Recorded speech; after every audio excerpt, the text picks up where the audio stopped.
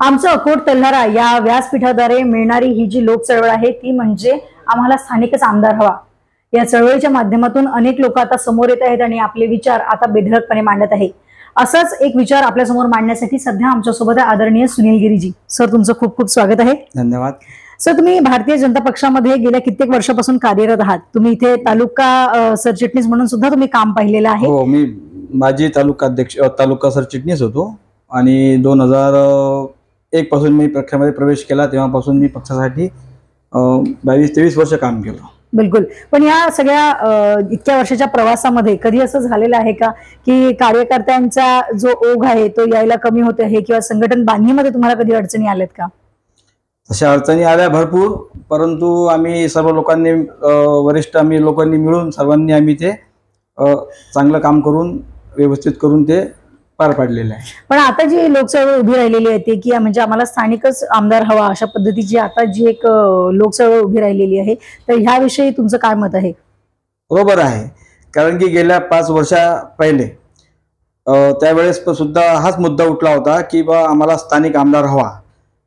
मान्य प्रकाश भाऊ भारसाकळे यांना एक वेळा निवडून दिलं होतं, तर नंतर लोकांचं असं मत होतं की बा जसं की बा आपल्याला परत आपल्याला स्थानिक आमदार हवा, आपल्याकडचा आमदार हवा। तर त्यावेळेस असं केली होती चळवळ आम्ही त्यावेळेस, तर बरेचसे लोकांचं त्यात हे होता, पण तरी वरिष्ठ लोकांनी आम्हाला बोलवून आमची समजूत घातली आणि त्यांना आम्हाला सांगितलं की बा हे 5 वर्ष तुम्ही जाऊ द्या, पुढच्या 5 वर्षाला आम्ही तुमचा निश्चित विचार करू। पण मग तो विचार झाला नाही का तशा पद्धतीने? आता बघावं लागेल ना, आता विचार होते की नाही होत आता। बिलकुल, आणि समजा आता परतही तो विचार नाही झाला तर मग तुमच्या सगळ्या कार्यकर्त्यांची किंवा जी एकनिष्ठ लोक आहेत त्यांची काय भूमिका असणार आहे? काय नाही, मग तटस्थ राहतील, मग दुसरं काय त्याच्यामध्ये। म्हणजे मग जो काही भारतीय जनता पक्ष तुमच्या मनासारखा उमेदवार नसला तर मग तुम्ही प्रचारामध्ये किंवा सक्रिय पद्धतीने त्यामध्ये कार्य करत असाल की नाही? नाही, आता कसं मॅडम बघा की आमचं सर्वांचं मत असं आहे की बा जसं स्थानिक उमेदवार हवा आम्हाला, तर युवा नेतृत्ववाले भरपूर लोक आहेत ना अकोट तालुका तेल्हारा तालुक्यामध्ये। आमचे सध्या राजेश भाऊ पाचाळे आहेत, कनकजी कोटक आहेत, भारतीताई, असे बरेचसे अनेकसे कार्यकर्ते असे आहेत की ज्यांनी वेगवेगळ्या पक्षासाठी त्यांनी भरपूर 20-25-30 वर्षापासून कार्य केलं आणि काम केलं, तन मन धनानं काम केलं।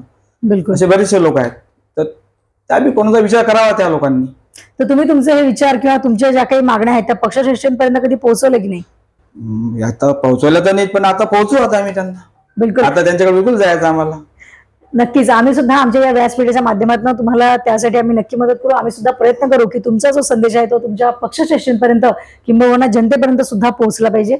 सर, आज तुम्ही आला तेवढा वेळ दिला त्यासाठी तुमचे अगदी मनापासून आभार। धन्यवाद। तर हे होते आदरणीय सुनील गिरीजी, आणि यासोबतच फक्त पक्षातले कार्यकर्तेच नाही तर आता लोकांमधून सुद्धा ही ओरड सुरू झालेली आहे की आम्हाला स्थानिकच उमेदवार हवा।